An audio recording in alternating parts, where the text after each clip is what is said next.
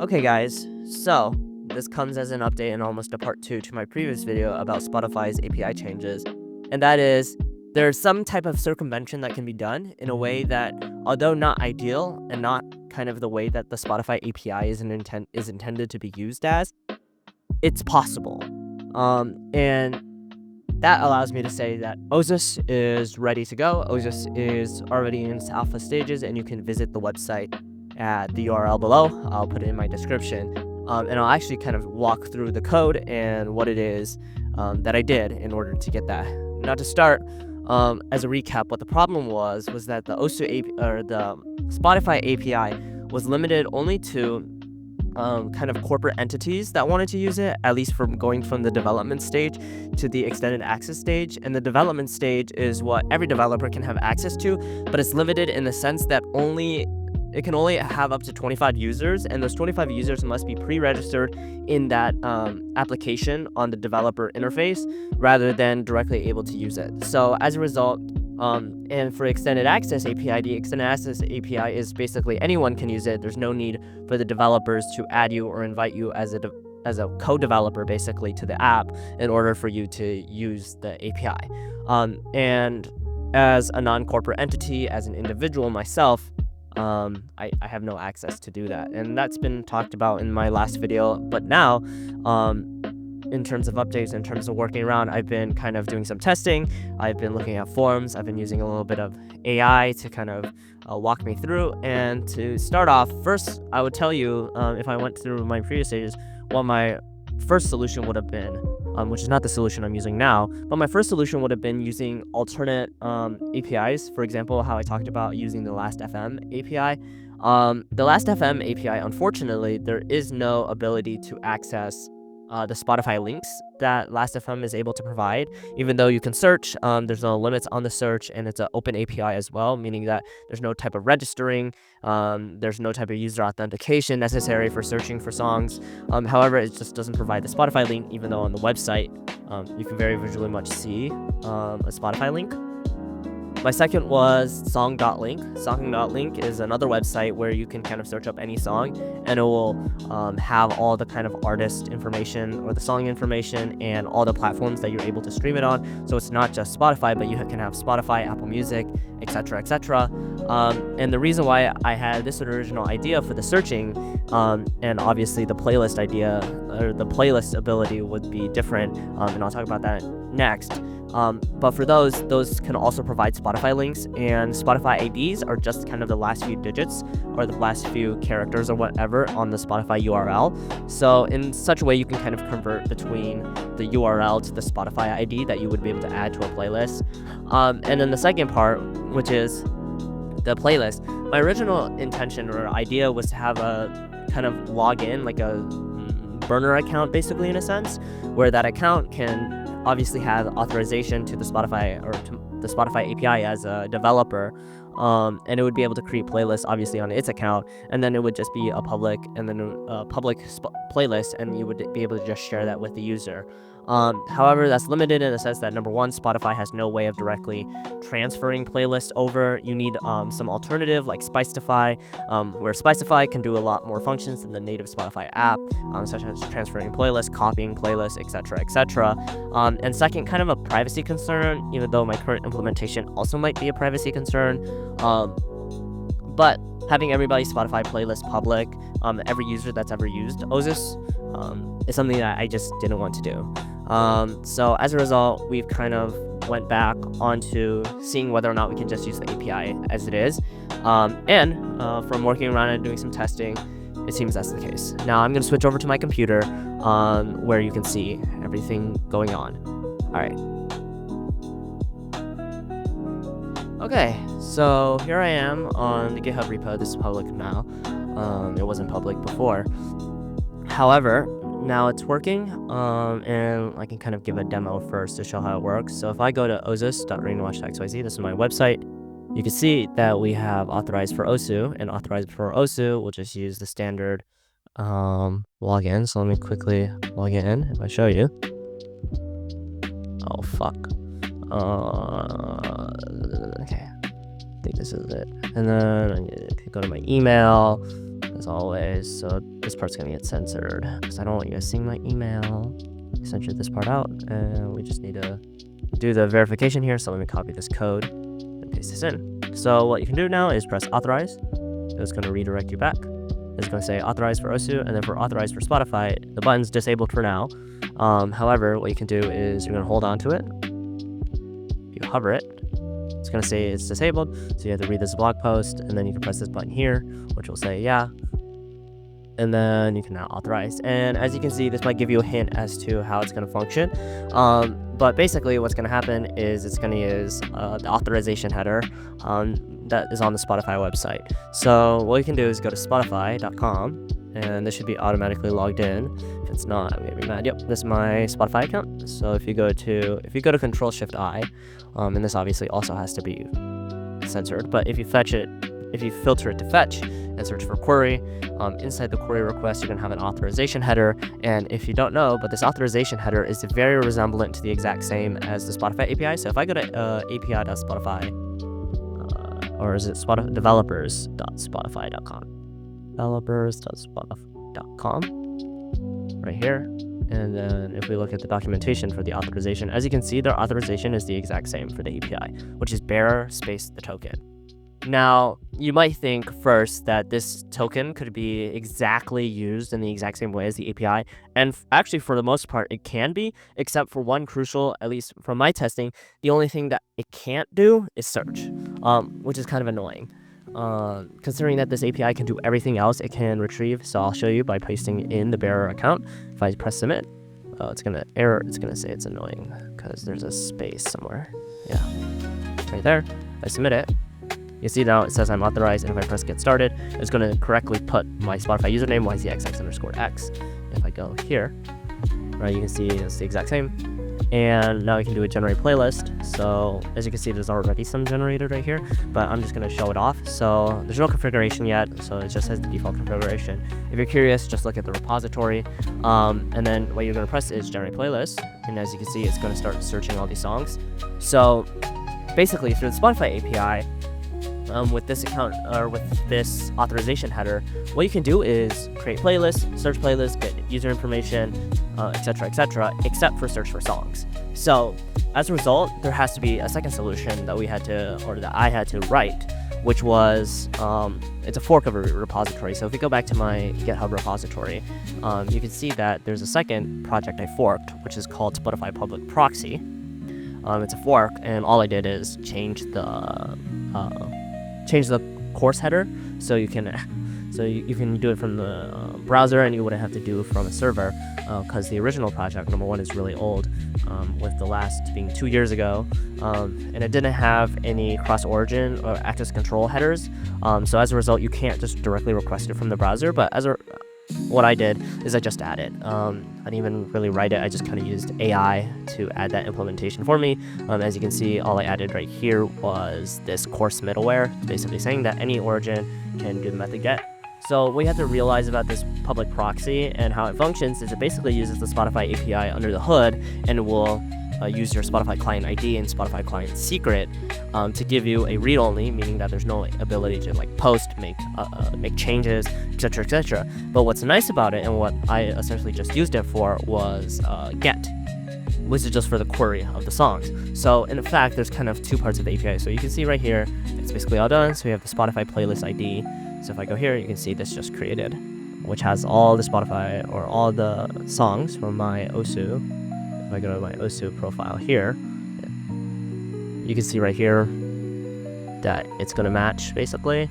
I think it's done by most recent or best played.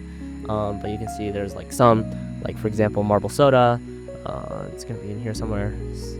But yeah, you get my point. It works. And we'll dive into the code in a bit. But first, I just want to show you that it works, and kind of walk through how it was done. And yeah, this public proxy here is just the second part of the API, which is just for searching songs, meaning that all the playlist creation, all the user information is not done through this public proxy, but rather is done through the actual Spotify API using that authorization header, while just this querying for the songs is using something like this, the public proxy. So if you want, you can support the original developer. It hasn't been updated in such a long time, and obviously isn't even that well received, but I was surprised that it worked. I haven't really looked into its functionality, like how it actually works. I just did the modifications, but here's my fork of it, and you have to set it up. It's not too hard. I have a Docker image for it. I don't think this one had a Docker image, or actually it might have had a Docker image, the original repository, but I also set up a Docker image for it. And you can actually access it by, if you go to spotify.rainwash.xyz, I think it's just going to redirect you, or I think it just works.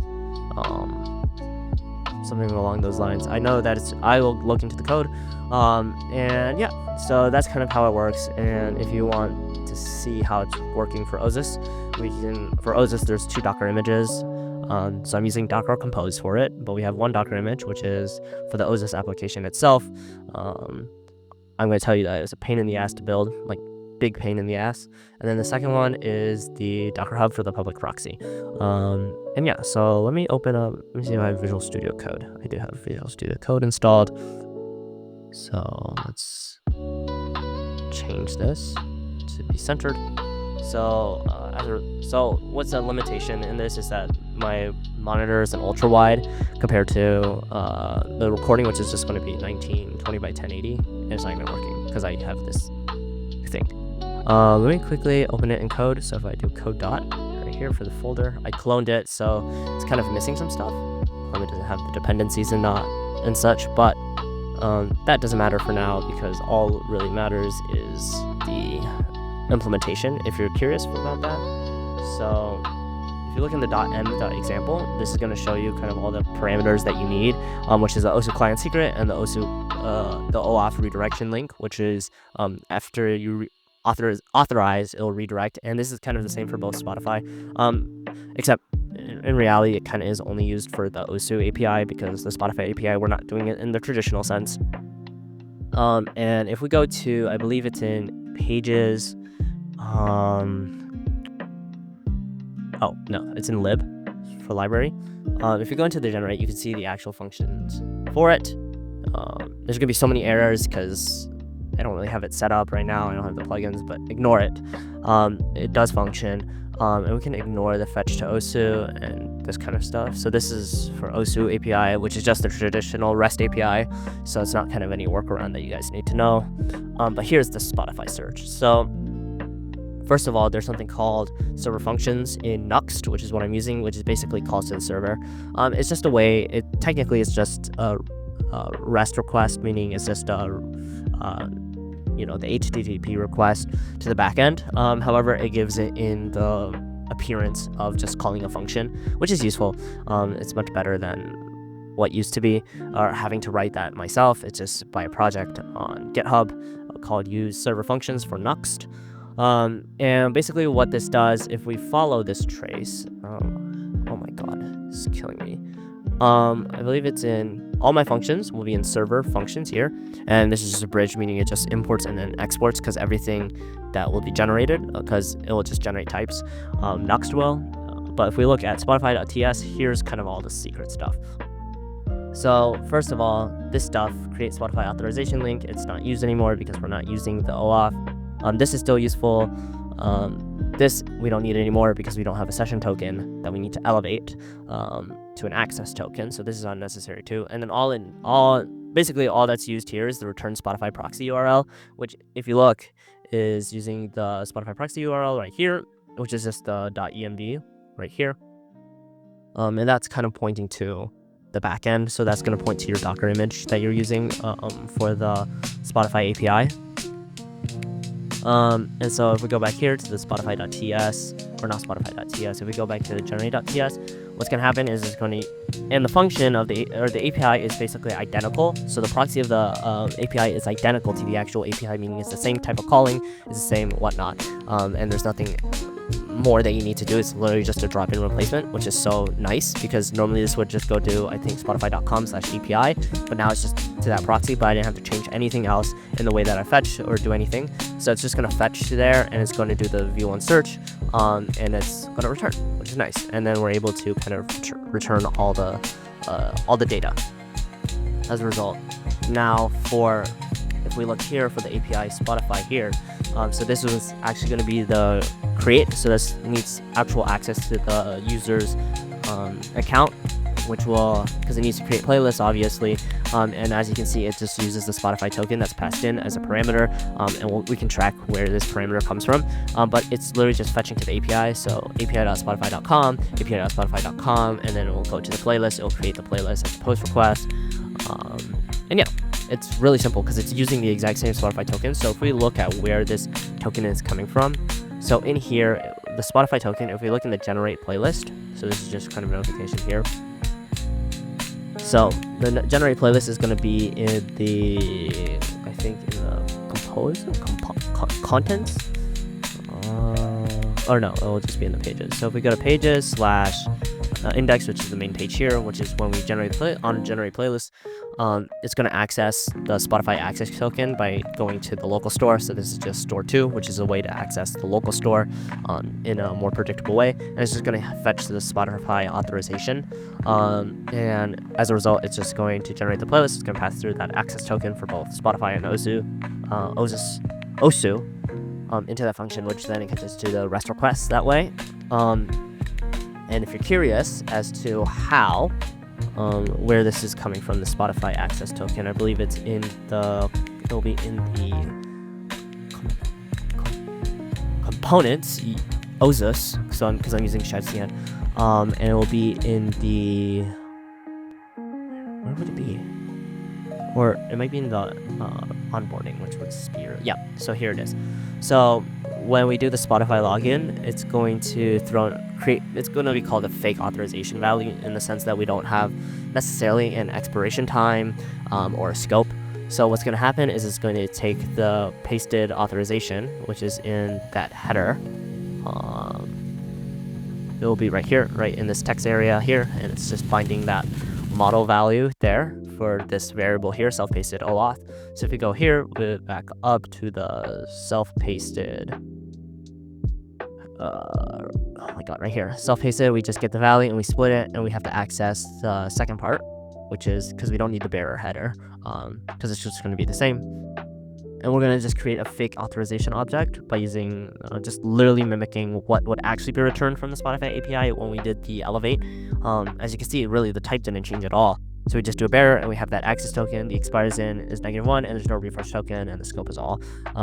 Even though I really don't actually know what the scope of that authorization token is, which is why you shouldn't give it away, which is also why I will be censoring it in my video, for the most part.